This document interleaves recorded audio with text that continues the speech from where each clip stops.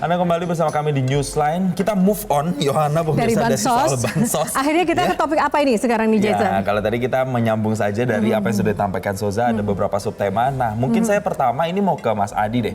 Mas Adi, salah satu tema adalah ketimpangan soal peluang kerja. Nah, kalau kita lihat dari 01, 02, 03 ini hampir-hampir mirip sebenarnya, ingin menciptakan peluang kerja baru. Tapi menciptakan peluang kerja baru, apakah sesignifikan itu untuk mengatasi ketimpangan yang tadi sudah dijelaskan?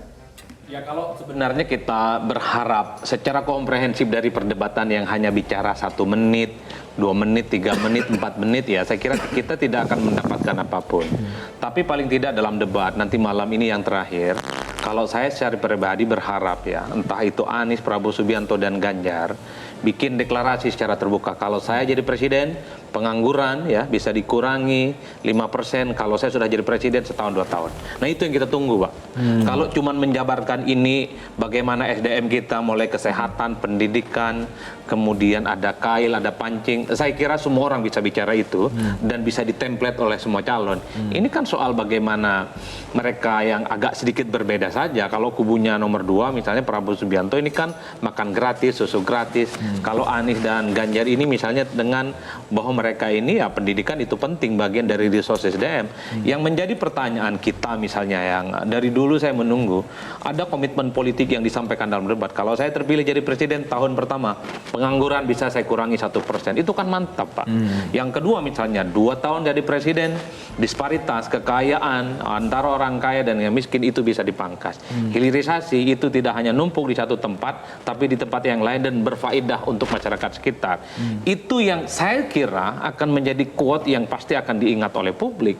Kalau menurut saya supply data ini kan pasti komprehensif kok. Pendukungnya ini saya kira siap, pasti ada success story yang akan disampaikan soal apa yang sudah dilakukan di Jakarta. Begitupun dengan kubu Prabowo yang disebut oleh Bang Dhanil sebagai presiden lux ya, karena dianggap mewakili kepentingan politik penguasa dan Jokowi hari ini.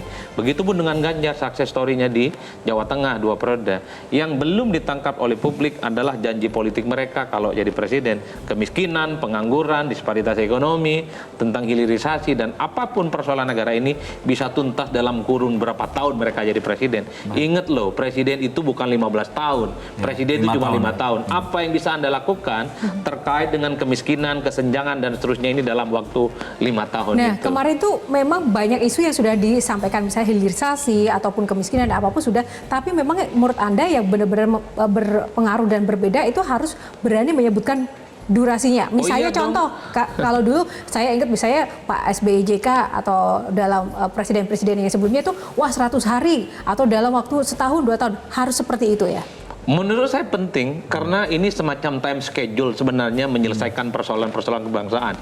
Misalnya kemiskinan terbuka kita itu 5%. Kira-kira 5% ini kemiskinan bisa dipangkas dan diselesaikan dalam kurun berapa tahun? Kalau jadi presiden, 6 bulan, setahun, 2 tahun, atau jangan-jangan 5% ini nggak pernah berkurang selama 5 tahun menjadi presiden. Bagi saya seorang pemimpin harus mampu menerjemahkan apa target-target politiknya yang akan dicapai kalau jadi presiden. Kan ini yang sebenarnya ditunggu oleh publik ya. Kalau saya selalu mengatakan informasi apapun terkait dengan tema debat nanti malam, itu ahli, profesor, guru besar pasti berkumpul memberikan backup data dan informasi. Yang paling penting adalah komitmen dan janji politik seorang calon presiden nanti malam yang ditunggu. Dan waktu adalah menentukan, Jason. Ya, ini waktu ya. Coba nih saya mau tanya sama Mbak Devi menanggapi apa yang dikatakan Mas Adi ini. Jadi kalau data kayaknya itu kurang kemakan sama masyarakat, terutama para pemilih muda. Apakah memang harus ada komitmen politik atau ada target politik yang sudah disampaikan tadi supaya kemudian ini menjadi sebuah powerful statement dari masing-masing capres? Ya, menarik tadi data yang disampaikan Soza bahwa misalnya pengangguran menurut BPS sekarang kan sekitar 7,8 juta dan menariknya itu menurun sebenarnya dari tahun lalu, tapi yang menurun untuk masyarakat di bawah SMA itu malah banyak dapat kerjaan. Nah, masyarakat yang pendidikan tinggi nggak dapat kerjaan. Nah, ini nggak heran kalau tadi bicara diskusi di sosmed karena akses itu biasanya justru dengan orang-orang yang lebih mampu untuk tanda kutip ngomel.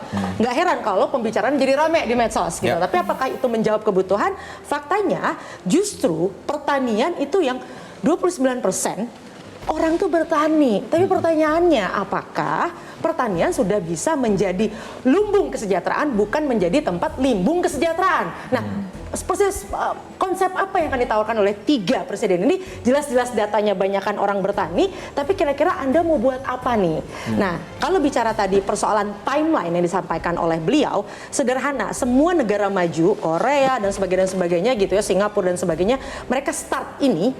Yang saya mau garis bawahi adalah, saya disclaimer, persoalan sosial biasanya jarang dilirik oleh politisi manapun di seluruh dunia. Kenapa, Mbak? Karena impact-nya paling cepat 20-30 tahun, sedangkan mereka memerintah hanya 5 tahun. Yang memang paling penting adalah bagaimana benang merahnya. Hari ini Korea bisa maju, hari ini Singapura dan sebagainya maju karena semua dimulai dari tahun 70-80. Kalau hari ini kita ada masalah, bukan karena beberapa saat lalu, ini karena akumulasi tahun 70-an 80-an gitu ya. Nah, artinya memang ini isu yang sebenarnya nggak seksi dalam konteks politik. Nah, kalau bicara bagaimana memutus salah satu mata rantai tanda kutip kelimbungan negara ini, jelas saya setuju tadi Sosa udah bilang isu soal pendidikan. Nah, bicara pendidikan, bagaimana misalnya bertahapnya? Kunci utamanya adalah guru.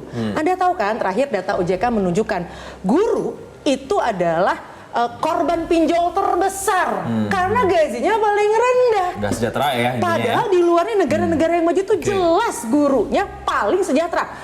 Di Korea hanya 5% dari lulusan terbaik yang bisa menjadi guru. Jadi masuk guru tuh gontok-gontokan, bukan kemudian masuk startup. Orang nggak mau berebut jadi CEO, orang berebut ingin jadi guru, gitu ya. Bahkan guru dari level PAUD, bukan yang hanya sekedar di universitas. Nah, misalnya kalau bicara 5 tahun, 1 tahun pertama oke, saya akan naikkan gaji guru SD dulu semua. Yang lain biarin aja dulu, business as usual. Baru tahun kedua guru SMP, baru tahun ketiga guru SMA. Itu kan lebih clear dan lebih bisa diukur. Jadi jangan ngacak gitu loh. Artinya tetap ada prioritas. Ingat, menjadi presiden paling lama 2 kali pemerintahan. Jangan berpikir bahwa kita akan menjadi pemimpin 200 tahun. Sehingga semua persoalan ingin kita selesaikan. No, Anda pilih mana yang paling strategik dan signifikan dan atur seperti itu. SD dulu, misalnya dalam konteks pendidikan ya. SD dulu pokoknya 1 tahun ini saya pastikan SD dari Maroke ke Sabang itu semuanya gajinya minimal guru SD paling rendah 20 juta. Clear, SD aja dulu, SMP biarin dulu. Nanti begitu selesai baru tahun kedua.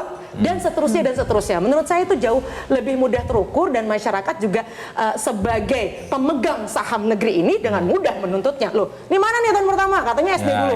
Belum kelar. Kita nggak akan ngomongin SMP. Ya nggak apa-apa, karena presiden pasti akan berganti. Biarkan itu menjadi tongkat estafet ke siapapun pemimpin berikutnya. Oke, semangat, tepuk tangan dulu dong untuk Mbak Devi. Ini karena Mbak Devi begitu semangat sekali ya. Nah, terhipnotis loh ini. Dan hampir-hampir mirip dengan apa yang dikatakan Mas Adi. Artinya harus ada sebuah timeline, harus ada sebuah grand design yang benar-benar terukur. Saya mau tanya nih misalnya ke Mbak Putri, beranikah misalnya nanti malam karena ini debat pamungkas, Ganjar Pranowo itu menyampaikan komitmen target politiknya dengan sesuatu yang lebih terukur tadi? Pastinya, misalkan kita berbicara mengenai bagaimana cara mengentaskan kemiskinan ya Mas, itu pasti ada 3 poin utama tuh yang harus di-highlight, yaitu kesehatan, pendidikan, juga ketenagakerjaan. Ngomongin pendidikan aja, Mas Ganjar itu berhasil menaikkan UMP di Jawa Tengah gitu, menaikkan 2,38 kali lipat gitu. Terus juga ngomongin soal pengangguran terbuka, beliau juga berhasil dalam mengentaskan pengangguran gitu. Dan kemudian itu yang menjadi komitmen politiknya untuk menciptakan 12 tahun pintar tanpa biaya dari SD hingga SMA. Kemudian dilanjutkan dengan programnya di mana 1 keluarga miskin 1 sarjana gitu. Dan itu tidak hanya berlaku untuk anak-anak negeri aja, tapi juga untuk anak-anak polisi, untuk santri, pesantren. Jadi semuanya inklusif untuk dilaksanakan gitu secara keseluruhan. Kedua itu kesehatan. Ada 1 desa, 1 vaskes, 1 nakes gitu. Jadi yang terjadi sekarang adalah tadi benar yang disampaikan sama Mbak Suzana ya. Mbak Souza, bahwa kondisi saat ini adalah 1 dokter itu untuk 1000 jiwa gitu. Jadi Pak Ganjar melakukan itu lebih dulu di Jawa Tengah, menciptakan 78 sampai 85 puskesmas.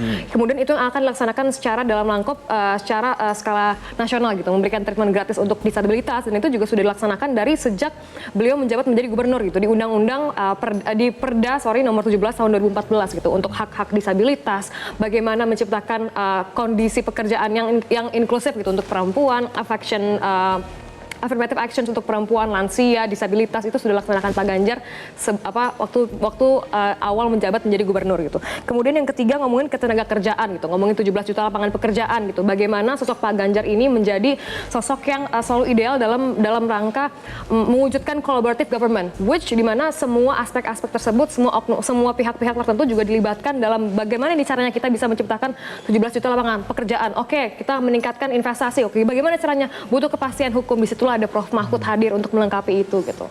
Walaupun sebenarnya ini tantangan dari Pak Ganjar sendiri itu Betul. kan banyak serangan ketika dia dipertanyakan untuk keberhasilan di Jawa Tengah. Betul. Itu bagaimana menghandle isu itu agar nanti bisa terantisipasi? Berbicara mengenai ke Jawa Tengah, untuk saya Pak Ganjar itu sudah banyak banget memberikan award-award ya, ngomongin mengentaskan kemiskinan. Misalkan berbicara mengenai UMR aja ya, tapi kalau misalkan kita compare mengenai UMR rendah misalnya gitu, itu hanya beda 20-31 ribu di compare sama Jawa Barat. Tapi kalau misalkan kita telah lebih dalam mengenai tingkat pendidikan, itu jauh lebih besar tuh di Jawa Tengah gitu. Faktanya, menurut data Litbang tahun 2022, Litbang Kompas itu, angka putus sekolah itu paling tinggi di DKI Jakarta sebetulnya. Waktu zaman SD. Jadi kalau misalkan inilah fungsinya kita untuk melihat fakta, jangan hanya di-cut-cut aja, lewat TikTok aja gitu, tapi benar-benar dilihat lebih dalam lagi tingkat kemiskinannya, tingkat pendidikannya gitu, bagaimana ketenaga kerjaannya gitu. Oke. Dan selain tadi Jason juga mengatakan prioritas terhadap timeline, kalau dari pernyataan dari Mas Adi dan juga Mbak Devi adalah prioritas tentang SDM yang menjadi kunci juga kan. Nah itu kalau paslon 1 seperti apa nih?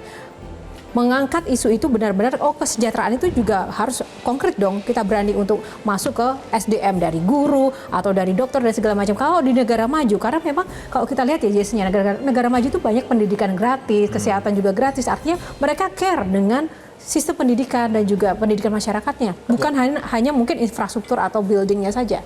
Sepakat dengan apa yang disampaikan oleh Mbak Devi tadi, salah satu perubahan yang akan kami lakukan adalah kami justru membangun dari manusianya. Jadi bedanya paslon 01 dan yang lain, kami itu nggak pernah fokusnya membangun barang. Kalau dibilang, wah ya telat lah kalau sekarang, itu gimana? Kan zaman udah maju, ada yang mengatakan demikian. Nggak kalau bisa, dari SDM. justru semakin maju kita bicara masyarakat 5.0, justru kuncinya tuh di manusia, bukan di teknologi. Itu ada risetnya dari Bank Dunia, dari McKinsey, banyak hal. Nah, ini kita bicara kembali rekam jejak.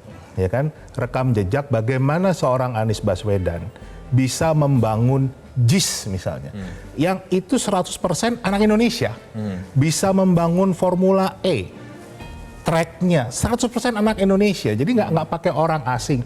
Kemudian yang di level bawah, bagaimana supir-supir angkot di DKI Jakarta sekarang nggak ada lagi yang ngetem, nggak ada lagi yang ngejar setoran. Kenapa? Karena Jaklingko-nya sudah membuat mereka itu punya penghasilan tetap. Mereka sudah diatur sehingga kemacetan juga menurun. Nah, bicara tentang pendidikan, saya harus koreksi apa yang disampaikan Mbak Devi tadi. Problematika pendidikan Indonesia kenapa menjadi salah satu yang terburuk di dunia? Karena kita ini level membaca saya di level functionally illiterate, alias buta huruf secara fungsi. Karena cara kita mengolah pendidikan itu keliru. Kita itu pendidikan disamakan dengan persekolahan. Jadi selalu diomongin sekolah. Ya kan? Makanya kita itu negara yang punya mata pelajaran sampai 18. Anak sekolah full day, pulangnya masih ikut bimbel lagi. Semua urusan sekolah. Di rumah belajar PR, mau ujian, semua tentang sekolah. Padahal yang namanya pendidikan itu harus seimbang di 3 sentra, 3 pusat. Ini ilmunya Ki Hajar, ilmunya para tokoh-tokoh pendidikan. Rumah harus jadi sentra pendidikan, ya kan? Nah ini yang menjadi problem. Rumahnya orang Indonesia itu nggak pernah dibuat untuk ada panduan bagaimana orang tua mendidik anaknya di rumah. Dan yang pernah melakukan itu hanya seorang Anies Baswedan. Anies Baswedan itu waktu menjadi Mendikbud, membangun yang namanya Direktorat Pendidikan Orang Tua. Sekarang udah dibongkar lagi. Pokoknya negara yang maju itu karena dia menaruh respect pada gurunya, salah satu yang lewat ini bagian. Saya tunggu, kami tunggu sebagai masyarakat bahwa ini bagian dari yang kalau kita bicara orang tua kita sama sekali tidak punya kepedean untuk mendidik anaknya sendiri. Kenapa? Karena memang tidak pernah dipandu ke arah sana. Ya, yang kedua, dibantu dari guru di sekolah. Nanti dulu, yang kedua adalah pergerakan pemuda. Ini juga tidak pernah dilakukan. Anak-anak Indonesia intinya konkretnya apa yang kami tadi dari pengamat jelas menyampaikan.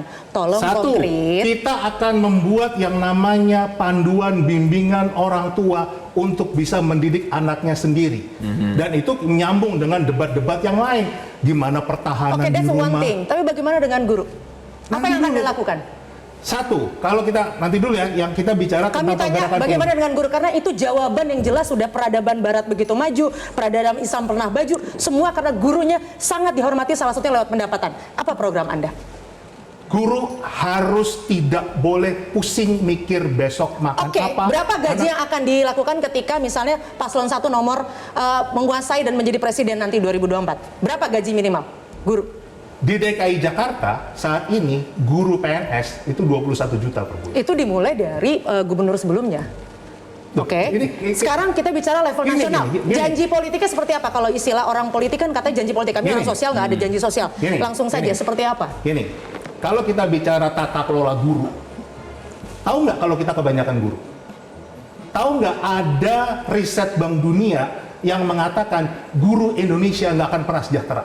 Kenapa bisa itu harus Karena- benar-benar dijadikan acuan? Karena rasio guru kita kebanyakan tadi termasuk Oke, Anda solusinya apa? Kalau Anda punya data sebagai tata capres, kelolanya seperti apa? harus dibenahi dulu. Oke. Yang kayak gimana tuh, Seperti Mas apa? Indra? Bicara meritokrasi, siapa yang pantas jadi guru? Bagaimana kita sekarang Oke, ini yang sudah kebanyakan ini akan dilakukan apa? Konkretnya seperti apa? di Kemendikbud tahun 2015 kita punya yang namanya uji kompetensi guru yang nantinya akan dilanjutkan dengan yang namanya pelatihan guru. Itu salah satu kelemahan kita, guru-guru kita nggak pernah dilatih sehingga kemampuan pedagogi mereka lemah sekali.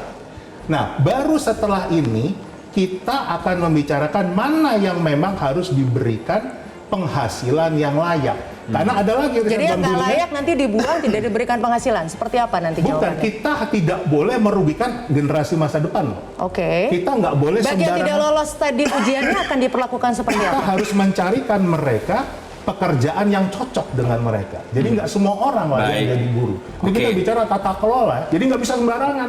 Oke. Sekarang itu semua sembarangan bisa jadi guru. Itu Baik. yang bahaya dan kita Nah, membiarkan silakan anak-anak kita. selesaikan, Mas. Jelajahi cara baru mendapatkan informasi. Download Metro TV Extend sekarang.